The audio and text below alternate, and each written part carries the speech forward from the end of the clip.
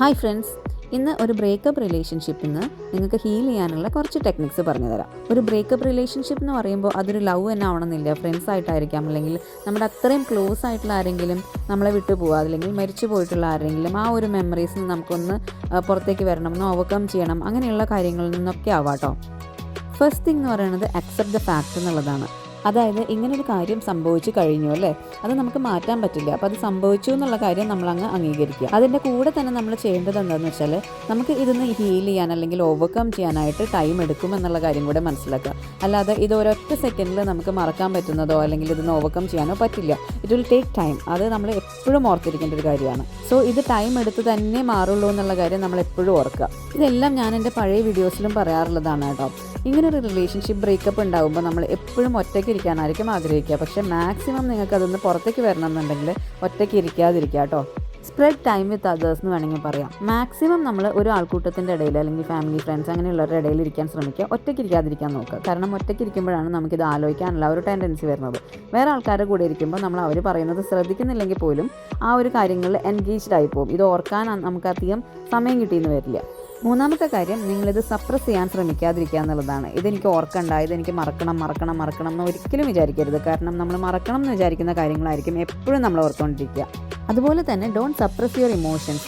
നിങ്ങളുടെ ഇമോഷൻസ് അടിച്ചമർത്താതിരിക്കുക. അതായത് നിങ്ങൾക്ക് കരയാൻ തോന്നുന്നുണ്ടെങ്കിൽ കരയുക തന്നെ ചെയ്യുക. അല്ലാതെ അത് കടിച്ച് പിടിച്ച് അങ്ങ് ഇരിക്കേണ്ട ആവശ്യമൊന്നുമില്ല അല്ലേ. നമുക്ക് കരയണം അല്ലെങ്കിൽ നമുക്ക് വിഷമം തോന്നുന്നുണ്ടെങ്കിൽ ജസ്റ്റ് കരയുക, ജസ്റ്റ് ക്രൈ. കാരണം നിങ്ങൾ നിങ്ങളുടെ ഇമോഷൻസ് ഇങ്ങനെ സപ്രസ് ചെയ്ത് പിടിക്കുമ്പോൾ നിങ്ങൾ നിങ്ങളെ തന്നെ ഫിസിക്കലിയും മെൻ്റലിയും ഒക്കെ ടോർച്ചർ ചെയ്യണ പോലെയാണ്. സോ ഒരിക്കലും അങ്ങനെ ചെയ്യാതിരിക്കുക. സോ കരയണം എന്നൊക്കെ തോന്നുമ്പോൾ കുറച്ചങ്ങ് കരഞ്ഞു കഴിഞ്ഞാൽ നിങ്ങൾക്ക് തന്നെ കുറച്ച് സമാധാനം കിട്ടും. അപ്പോൾ അത് കരഞ്ഞ് തന്നെ തീർക്കാൻ നോക്കുക കേട്ടോ. അതുപോലെ തന്നെ ഇമ്പോർട്ടൻ്റ് ആയിട്ടുള്ളൊരു കാര്യമാണ്, നിങ്ങൾക്ക് നിങ്ങളുടെ ഫീലിങ്സ് ആരോടെങ്കിലും ഷെയർ ചെയ്യാൻ പറ്റുന്നുണ്ടെങ്കിൽ, അത്രയും ക്ലോസ് ആൻഡ് ജെന്യുവൻ ആയിട്ടുള്ള ആരെങ്കിലും ഉണ്ടെന്നുണ്ടെങ്കിൽ, പാരൻസ് ആവാം, ഫ്രണ്ട്സ് ആവാം, ഫാമിലി മെമ്പേഴ്സ് ആവാം, ആരും തന്നെ ആവാം, അത് അത്രയും ജെന്യുവൻ ആയിരിക്കണം. അവർ നിങ്ങളുടെ ഫീലിങ്സിനെ വെച്ച് മിസ്യൂസ് ചെയ്യില്ല എന്നുള്ള ആ ഒരു 100% ഉറപ്പ് വേണം കേട്ടോ. അങ്ങനെ ഒരാളുണ്ടെന്നുണ്ടെങ്കിൽ you can share your emotions with them. കാരണം നമ്മുടെ ഫീലിങ്സ് വേറൊരാളോട് ഷെയർ ചെയ്യുമ്പോൾ കുറച്ചൊക്കെ നമുക്കൊരു റിലീഫ് കിട്ടും. ഇനി നിങ്ങൾക്ക് അങ്ങനെ ഒരാളില്ല എന്ന് വിചാരിക്കും, അല്ലെങ്കിൽ നിങ്ങൾക്കതങ്ങനെ മറ്റുള്ളവരോട് പറയാൻ ബുദ്ധിമുട്ടുള്ളൊരു കാര്യമാണെന്നുണ്ടെങ്കിൽ ജസ്റ്റ് റൈറ്റ് ഇറ്റ്. ഈ പറയുന്നതെല്ലാം നിങ്ങൾക്ക് കുറച്ച് ക്ലീഷേ ആയി തോന്നും. ഇതൊക്കെ പറയാൻ എളുപ്പമാണ്, പക്ഷേ ഇത് നമുക്ക് അനുഭവിക്കുന്നവർക്കേ അറിയൂ എന്നൊക്കെ നമുക്ക് തോന്നും. പക്ഷേ നിങ്ങളൊന്ന് ട്രൈ ചെയ്ത് നോക്കൂ. Just write it.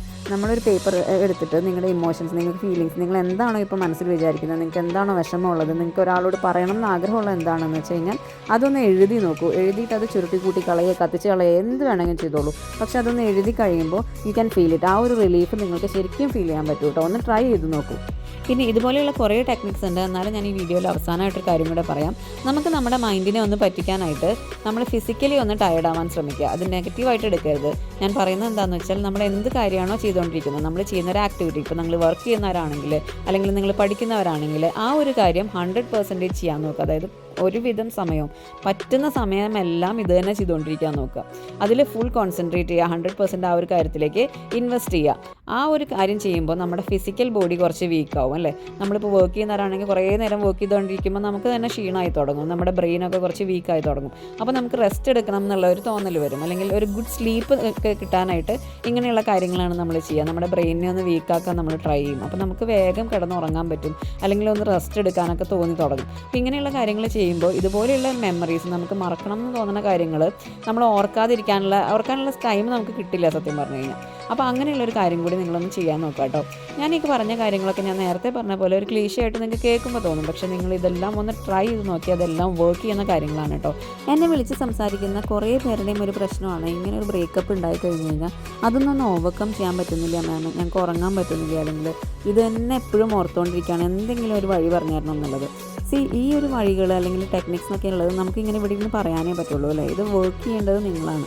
അല്ലെങ്കിൽ ഇതൊന്ന് ഓവർകം ചെയ്യണമെന്ന് ശരിക്കും ആഗ്രഹമുണ്ട് എന്നുണ്ടെങ്കിൽ നിങ്ങളിതെല്ലാം ചെയ്ത് നോക്കിക്കഴിഞ്ഞാൽ പതിയെ പെട്ടെന്നല്ല, പതിയെ ഇതെന്നെല്ലാം നിങ്ങൾക്കൊന്ന് റിലീഫ് കിട്ടും. ഇത് കംപ്ലീറ്റ്ലി നിങ്ങളുടെ മനസ്സിൽ പോകുന്നു അതൊന്നും ഞാൻ പറയില്ല.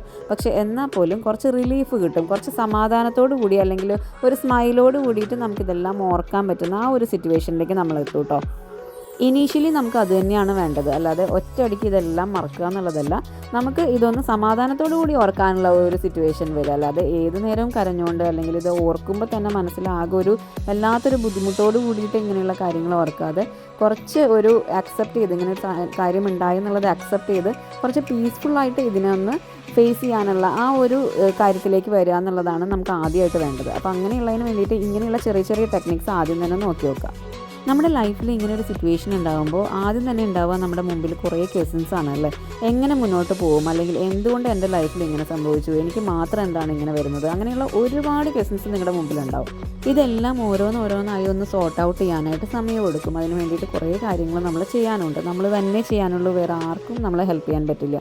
അപ്പോൾ അതിന് വേണ്ടിയിട്ടുള്ള കുറേ ടെക്നിക്സും കാര്യങ്ങളൊക്കെ ഉണ്ട്. അപ്പോൾ നിങ്ങൾക്ക് ഇങ്ങനത്തെ വീഡിയോസൊക്കെ വേണം, അല്ലെങ്കിൽ നിങ്ങൾക്ക് എന്ത് വീഡിയോസാണ് ഇനി വേണ്ടതെന്നുണ്ടെങ്കിൽ കമൻറ്റ് സെക്ഷനിൽ പറയുവാണ്. അപ്പോൾ ഇനിയുള്ള വീഡിയോസിൽ നമുക്ക് ഇങ്ങനത്തെ ടോപ്പിക്സ് എല്ലാം നമുക്ക് ഡിസ്കസ് ചെയ്യാം. നിങ്ങൾക്ക് ആവശ്യമുള്ള ടോപ്പിക്സ് എല്ലാം കമൻസിൽ പറഞ്ഞോളൂ കേട്ടോ. അപ്പോൾ അടുത്തൊരു വീഡിയോയിൽ കാണാം. എല്ലാവരും ഹാപ്പി ആയിരിക്കും കേട്ടോ.